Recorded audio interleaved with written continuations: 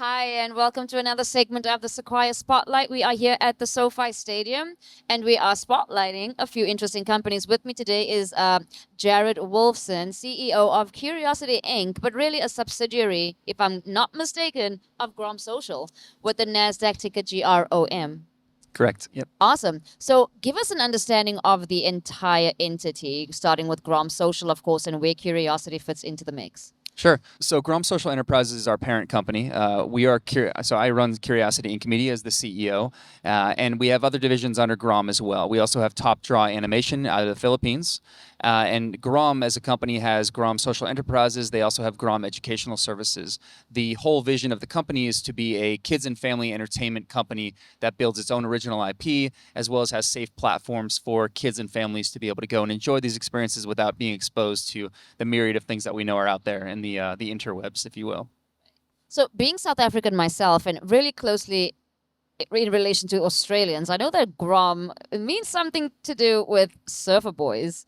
Am I correct in understanding that? And why the name? Yeah, you are correct. So Grom does mean a little surfer dude, like a little surfer bro, and this all comes from a surf history with Grom. So the founder, the creator of the Grom Social Enterprises world is Zach Marks, and Zach had this idea for a kids-safe social media networking site because he was trying to get onto Facebook when he was under 13 years old, and we all know that that's a no-no. It's not a safe place for them to be. So Zach decided to create his own, something that he could be on that was safe, he could manage with his friends, and he built that into something that then just gained momentum and caught fire. And so Darren Marks, who's the CEO of Grom, joined him, and they built this great company. And again, it's all founded on this idea that kids should be able to be in the social media environment as well, just in a safe way.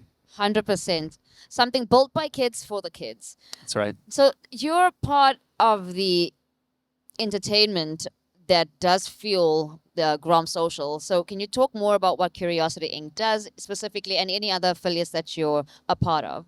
Sure, yeah. So Curiosity Inc. Media is a kids and family entertainment media library company. We are launching content through publishing, through TV series or streaming series, through feature films, and through digital experiences. A couple things that we have going on right now that are pretty exciting. We have launched a domain, Santa.com, so that's www.santa.com. That is a giant e-commerce experience that's both for adults as an entry point where they can come in, and we're basically trying to make the holidays easier for adults. We know that in the holidays it's very hard to find information about where to buy gifts, where to decorate, host, find all that information. We've curated this all into a very well-organized site that's very flashy and well-packaged, and so parents can go there. They can find where to host, how to decorate, where to buy gifts, and we collect that all into one place where they can then track gift lists for all their intended gift recipients. We also have a kids entry point where kids can go on there. They can talk to an interactive Santa Claus, and we're getting the experiences that people feel Santa's real. Kids are talking to him. He's back and forth with them. There is a digital advent calendar which has animation in it. They can explore gifts, send their wish lists to Santa, who then, of course, will send them across to parents. But it's really a big e-commerce opportunity that's not just a fourth quarter opportunity. It's a full 12 months of the year to drive affiliate revenues and to drive revenue out of our own marketplace online. Right in the nick of time, Santa.com. So how long has Santa.com existed, and what can you say of subscribers, revenues, anything related to showing the success of this? Yeah, well, I can't speak to specifically two numbers right now, but what I can tell you is that Santa.com as domain name has been around for a while. We have curated the rights to, or taken on the rights to be able to exploit Santa.com as a bigger opportunity. Right now, we are trending upwards. We've taken a couple different strategic approaches. So we're building an audience via organic SEO. We're building it through organic social media. We're also spending some time and efforts in paid to be able to drive an audience. And so we're everywhere where we know this target audience is. And this is busy moms who have kids and families. That's our immediate target audience. We're driving them to the site, and we're looking at all the competitive sites that are out there that own Christmas right now. Our KPIs are starting to benchmark with these other sites. Maybe not in full audience that have actually driven coming to the site yet, but as we build towards that, we're getting stickiness with page views, we're getting stickiness with time spent on site per session, and our bounce rate is dramatically getting lower and lower and lower as we go. So we're expecting to convert lots of revenue out of this site as well as keep people coming back because we know that their kids are going to enjoy the experience as well.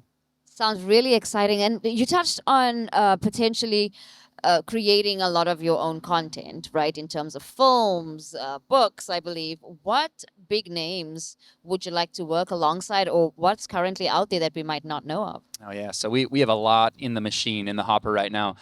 I would say the content I can talk about that's in the marketplace. We launched this year 2 graphic novels. One of them is called Thunderous, which is a Native American. It's an indigenous tale about a girl who's wrapped up in social media, just like any teen girl would be these days, with friends and all of the stresses of life. And she ends up falling into the spirit world when she's out on this school adventure. And through that experience, she learns about her past, her culture, her history, and finds all these great spirit guides in the form of animals who teach her heritage. And as she learns, I can mix my heritage and my culture with social media and with technology, because those two things are going to have to coexist, right? In our world, she then finds her way out of that experience and learns a lot about herself. It's a really great story. It's getting great pickup and great press. We are actually adapting that into a feature film right now with a really popular Netflix showrunner as well. So that's an example of something that we create through one form, and then we go and move it across into other forms. So we have a publishing division, we have a feature film division, we have a television series division, and we're creating all kinds of new content there. There's another title that we have out called The Legion of Forgettable Supervillains.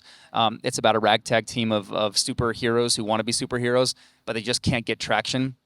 So through a confluence of events, they end up in the wrong place at the wrong time, and they get framed as villains. Well, suddenly they're in the limelight, right? People are paying attention to them as villains, so maybe they're going to start being villains instead.